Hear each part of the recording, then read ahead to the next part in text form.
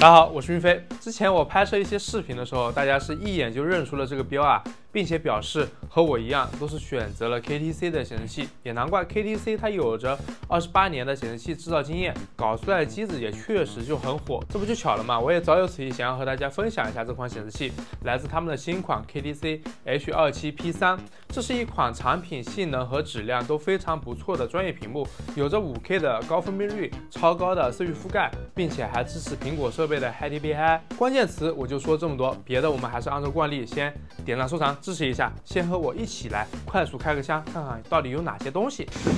市场销售报告，哇，这么细吗？DP 的线就是它的电源线，就是它的电源，然后一根 C 到 C 的线。哇，别的不说，背面就是很高级。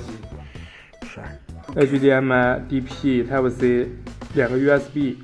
它是一款27英寸的 IPS 面板的 5K 显示器，分辨率是5120×2880，刷新率是60赫兹，面板型号是来自 BOE 的，也就是京东方的，具体型号是 ME270L7B-N23，它是3边都是窄边框，然后张家吉 logo 放在下边框的中间，属于是 KTC 的这个家族式设计。然后整个面板上半部分是非常的薄，外观也很高级，在背部是一个镜面的设计，然后主要的控制单元集成在底部，底部会稍微的厚那么一点，后面有 KTC 的一个专属的 logo 灯，接通电源的时候它是会亮起来的。然后控制按钮也是 KTC 的一贯风格 ，YSD 控制是后置的方向键控制，操控还是比较简单的，然后整体也比较简洁。它的这个支架是很省中运空间，是这种梯形的一个支架，它是只能调节俯仰，不能调节升降。不过好在支架口是标准的支架，可以很方便的更换别的。然后就是它的接口，它有 USB 3.0×2 65瓦的 Type-C 乘1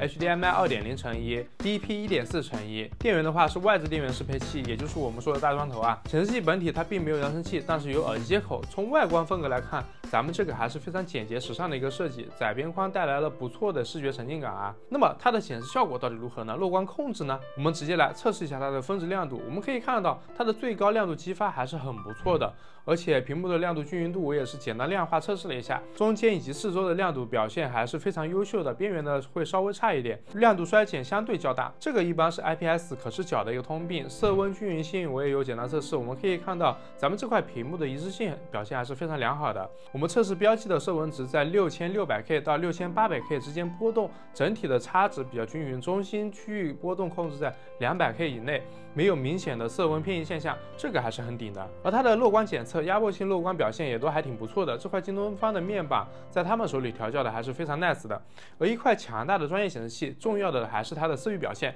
它标称的我们可以在屏幕上简单来看一眼，后面还是让咱们的实际测试，咱们使用 Display Plus 来测试它们的色域表现。经过几轮的测试，我个人是比较推荐使用原生模式。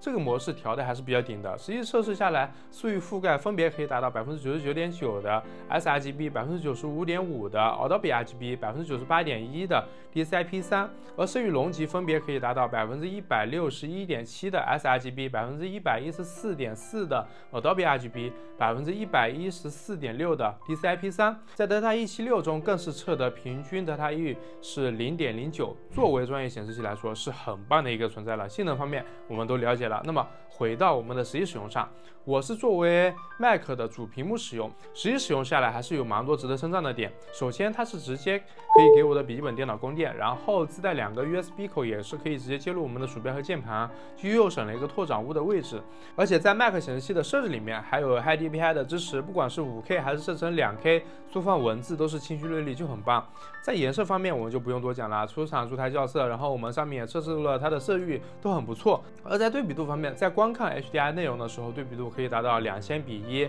做到了普通 IPS 的2倍水平，黑特下去亮得起来。然后在 Windows 下还有客户端，可以直接在软件上面控制屏幕的这些内容，这个也是很不错的。而且要玩游戏的话，我们还可以切换到2K 120Hz 的模式，在打游戏方面也可以临时来支援一下。在日常使用的时候，因为峰值亮度最高可以达到500尼特，所以大白天在窗户边也没有问题。目前使用它剪片子、调图片还是很不错的一个体验，整个使用下来还是非常推荐大家选购的。整体的屏幕表现非常不错，外部的质量也很好，内里的调教也很到位，色域和色准的表现可以称得上是优秀。而这样一款显示器，价格上还非常的良心，这就称得上是质价比非常高的一款产品了。唯一的小问题就是在连接 Mac 的时候，屏幕点亮时间会稍微长那么点，其他的方面表现是真的很不错。